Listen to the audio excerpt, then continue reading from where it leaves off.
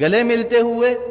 اور کھانسی نزلے زکام والے کو نماز میں کھڑے ہوا دیکھا، نماز یہاں سے چھوڑ کر مسجد سے اس کو میں باہر نکال کر پھر نماز پڑھاؤں گا، ورنہ نماز نہیں پڑھاؤں گا۔ آپ لوگ احتیاط ہی نہیں کر رہے ہیں، الزام ہمیں دیتے ہیں، ڈاکٹروں کو دیتے ہیں، ڈاکٹر اپنی جان جو ہے نا ان کی عذاب میں آئی ہوئی ہے، مر رہے ہیں ڈاکٹر، ان کو وینٹیلیٹر نہیں مل رہے ہیں۔ آپ لوگوں نے کھیل بنایا ہوا ہے کرونا کو۔ بھائی یہ کرونا ختم ہونے والی چیز نہیں ہے، 5 سال تک ختم نہیں ہوگا، یہ آپ کو میں بتا دوں، لکھ کر دے رہا ہوں میں آپ کو، یہ چلے گا ایسے ہی۔ جب آپ سبزی کی دکان پر جا سکتے ہیں، آپ سپر مارکیٹ جا سکتے ہیں، مسجد بھی آئیں، جمعہ پڑھیں، نماز پڑھیں، ڈسٹینس ختم کریں، نماز کے فوراً بعد ڈسٹینس پیدا کر لیں۔ سنت نفل پڑھنی ہے، پیچھے چلے جائیں، جگہ بدل لیں، اسی جگہ پر نماز نہ پڑھیں دوبارہ۔ یہ ایک کام تو یہ کریں، ہاتھ نہ ملائیں، ماسک کا استعمال لازمی کریں، ہر کوئی اپنے پاس رکھے، باہر سے لگا کر آئے، نماز پڑھتے ہوئے اگر کسی کو اتارنا ہے تو اتار لے، لیکن نماز سے پہلے یا نماز کے بعد اگر آپس میں سامنے کھڑے ہوئے بات کرنے ہیں، بغیر ماسک کے کوئی بات نہیں کرے گا۔ اگر کرے گا تو انشاءاللہ تعالیٰ اس کے خلاف بیان بھی ہوگا، اس کے نام لے کر پھر سب طریق کیا جائے گا۔ عزت بہت ہو گئی ہے، آپ لوگوں نے مجھے بے عزت کر کر کے تنگ کر کے رکھ دیا ہے، اب نہیں، اب میں آپ کو بے عزت نہیں کروں گا، اب میں آپ کو سکھاؤں گا دین پر عمل کیسے ہوتا ہے، اور یہ حکومتی احکامات پر عمل کیسے ہوتا ہے، یہ ہمیں بھی آتا ہے کرانا۔ اور اگر اب میرے خلاف کسی نمازی یا کسی نے بھی کوئی درخواست یا کوئی ایسی حرکت کرنے کی کوشش کی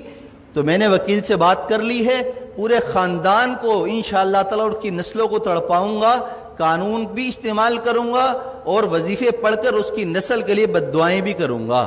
اس لیے کہ میں بہت تنگ آ چکا ہوں آپ لوگوں کی ان حرکتوں کی وجہ سے۔ 3 مہینے ہو گئے مجھے برداشت کرتے ہوئے، بد احتیاطی ختم کرنے کا نام کوئی نہیں لے رہا، بس ٹائم پر ٹک ٹک ٹک ٹک اذان، ٹک ٹک ٹک ٹک اذان۔ ابے پرہیز تو کرو، جو ڈاکٹر کہہ رہے ہیں وہ تو کرو، جو علماء کہہ رہے ہیں وہ تو کرو، اپنے باپ کی بات مانتے نہیں ہو، مولویوں پر انگلی اٹھاتے ہو، شرم نہیں ہے تم لوگوں کے اندر۔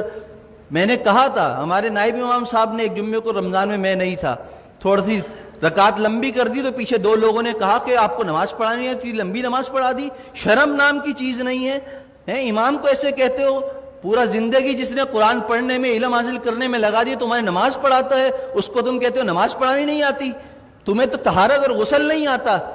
کیسے پیشاب کرنے کے بعد قطرے پاک کرتے ہیں اس کا طریقہ تمہیں نہیں آتا، پانی نہ ہو تو تم مولویوں کو سکھاتے ہو، اماموں کو سکھاتے ہو۔ خدا کے لیے ہاتھ جوڑ کر میں کہہ رہا ہوں، میں وزیر اعلیٰ نہیں ہوں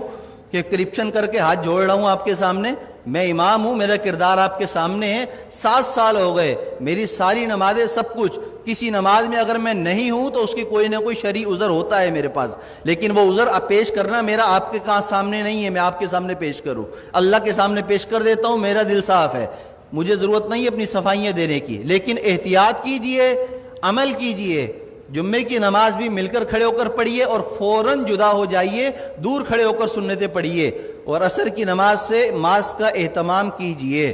جیب میں رکھ کر لائیے، پہن کر لائیے، بات کرنی ہو ماسک لگا کر پہنیے، مجھ سے مسئلہ پوچھنا ہو 1 فٹ دور بیٹھ کر مجھ سے مسئلہ پوچھیے، ہاتھ اور ملانے کی اور مجھے خیریت لینے کی آپ کو ضرورت نہیں، الحمدللہ میں خیریت سے ہوں۔ اللہ ہم سب کو دین کی سمجھ اور عمل کی توفیق عطا فرمائے۔ میری باتیں کسی کو بری لگی ہوں تو پیشگی معذرت ہے، معذرت، جزاک اللہ خیر۔